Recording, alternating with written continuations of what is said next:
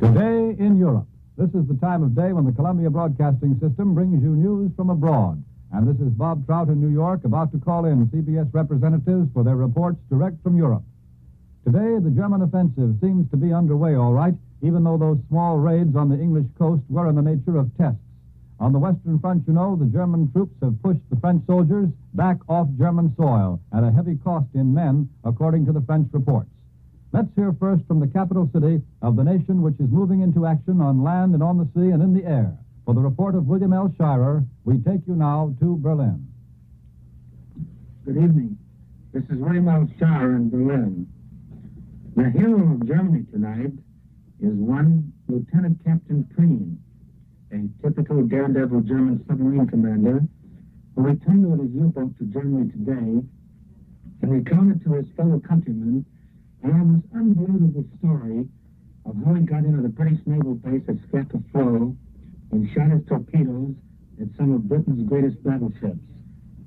A World War German submarine commander told me tonight that the Germans tried twice to get a U-boat into Scapa Flow during the last war, but both attempts failed and the submarines were lost.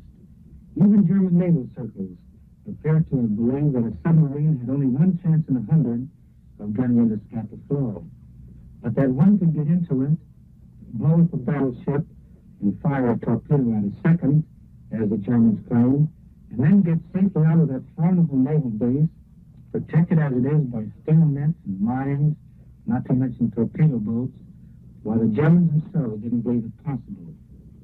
And that's why up in the German naval bases, and also in Berlin tonight, there's more of a feeling of victorious elation than you noticed when the German army walked over Poland.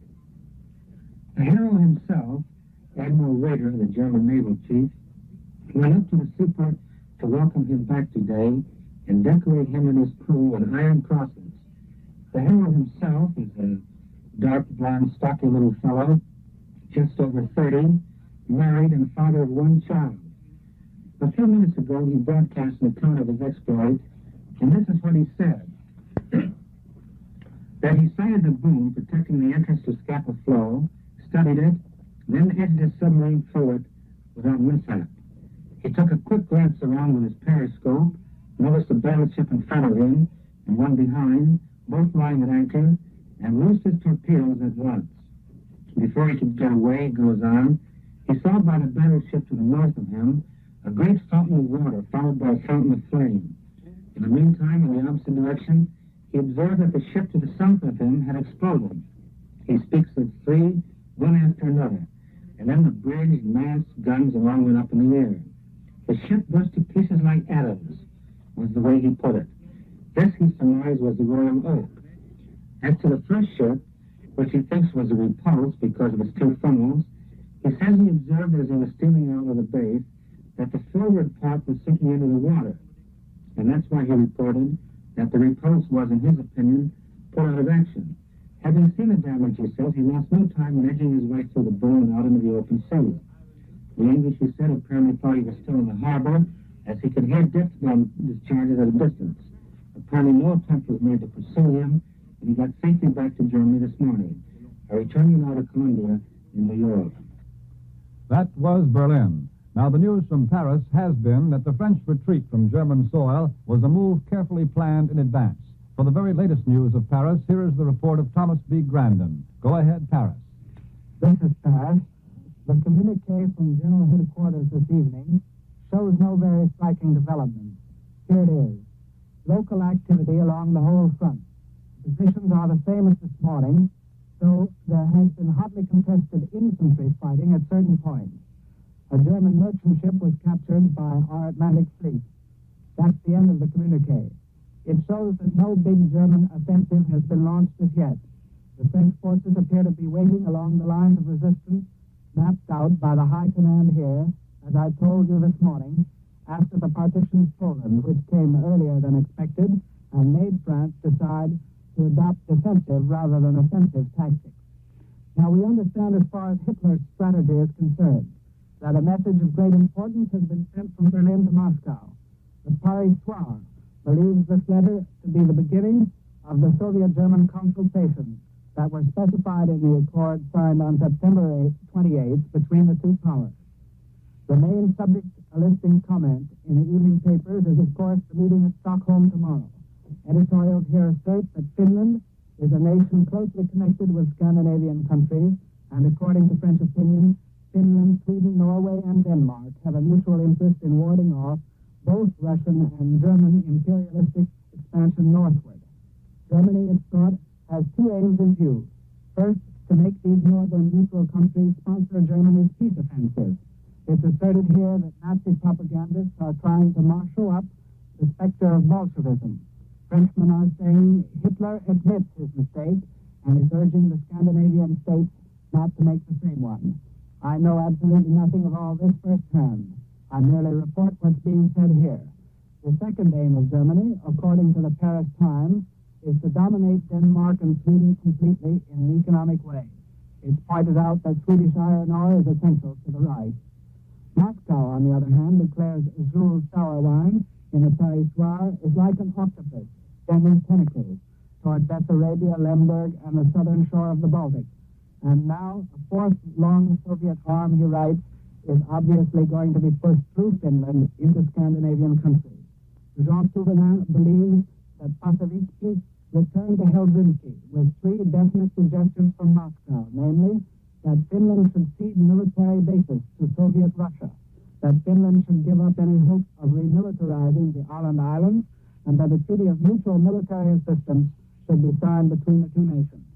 Paris seems to think that Finland might accept the first two proposals, but the third would jeopardize Finland's neutrality, and that, to safeguard that, according to the press here, is just what the Stockholm Conference has been convened for, because the Finnish problem involves the neutrality to be or not to be of all Scandinavia.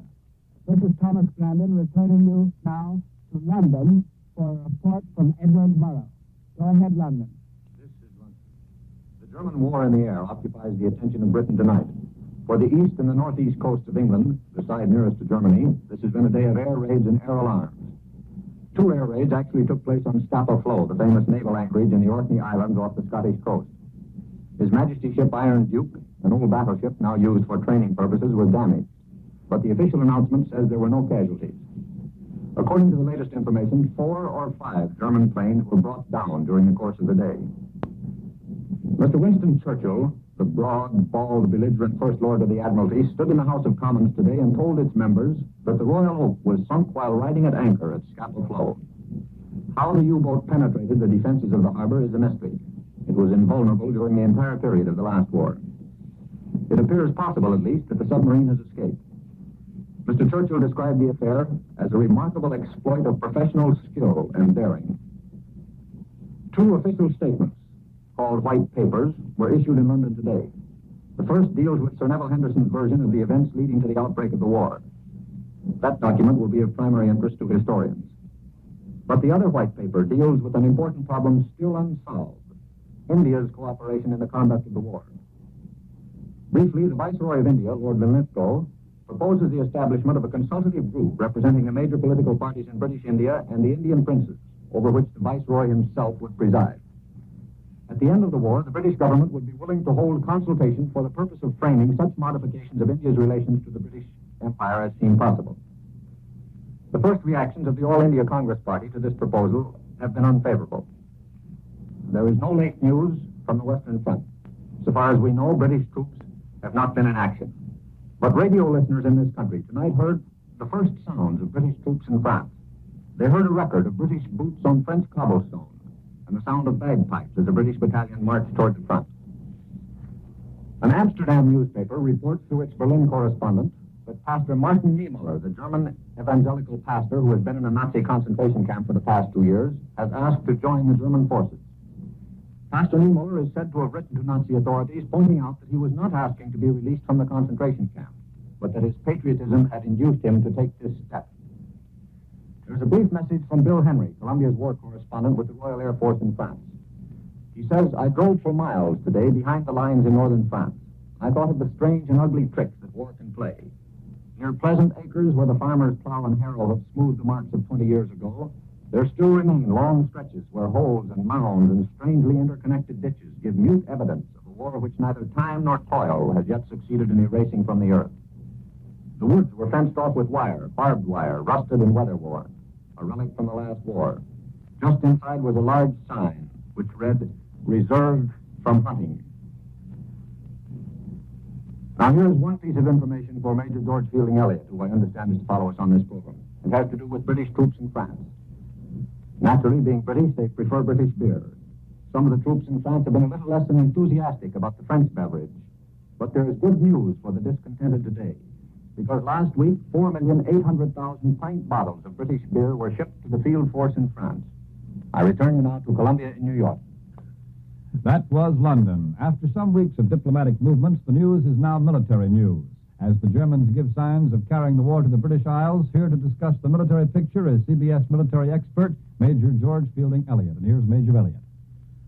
Further information on the sinking of the British battleship Royal Oak reveals that this ship was torpedoed by a German submarine in the heart of the main British operating base at Scapa Flow. The Germans also insist that the battlecruiser Repulse was damaged by the same submarine. It is indeed surprising that a German U-boat should have been able to penetrate the narrow and difficult channels leading into this base. Still more surprising that she should have escaped after torpedoing a British battleship. A submarine commander, Lieutenant Commander Preen, who was returned safely to Germany with his ship, must be given credit for a most gallant and skillful exploit. But what are we to think of the defense arrangements of the British Navy at this important base? It is necessary to recall that in 1914, when Scapa Flow was first used as a base for the British fleet, the question of its vulnerability to submarine attacks proved seriously disquieting to the Commander-in-Chief, Lord Jellicoe, who repeatedly mentions in his memoirs the unsatisfactory conditions in this respect which caused him many anxious hours.